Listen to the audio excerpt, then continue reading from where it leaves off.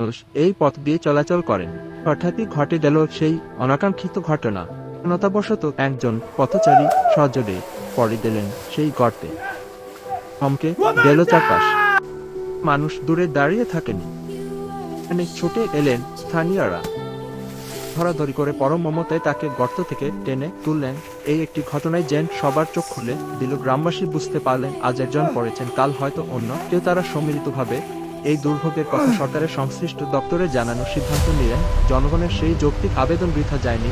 অতি দ্রুত সরকারি পক্ষ থেকে সারা মিলু এলাকায় পৌঁছাতে শুরু করলো উন্নত মানের বালু আর পাথরের ট্রাক। রাস্তার পাশে স্তূপ করা হলো নির্মাণ সামগ্রী। শুরু হলো এক মহাযজ্ঞ। এলাকার মানুষের মনে দীর্ঘদিনের জমে থাকা কষ্টের অবসান হতে চলেছে, সেই আশার আলো ফুটে। Team, we're starting the repairs here today. Will this fix the whole road?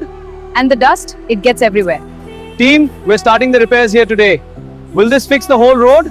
And the dust, it gets everywhere. হলো সবার মুখে। কাজের গতি বাড়াতে নামানো হলো শক্তিশালী জেসিবি মেশিন। ভারী যন্ত্রপাতির গর্জনে মুখরিত হলো চারপাশ। জেসিবি দিয়ে গর্ত ভরাট করে বালু ও পাথরের মিশ্রণে রাস্তাটিকে মজবুত করা হলো। উপর ধোয়া ওঠা গরম পিচের আস্তরণ ঢেলে দেওয়া হলো রাস্তার উপর। অভিজ্ঞ শ্রমিকদের দক্ষতায় গর্তের সেই ক্ষত মুছে দিয়ে তৈরি হতে লাগলো এক মসৃণ পথ। আজ আর সেই ভয়ঙ্কর গর্তটি নেই। কালো পিচের ময়নাছড়িতে রাস্তাটি এখন চলাচলের জন্য পুরোপুরি নিরাপদ ও পরিপূর্ণ সচেতনতা আর সঠিক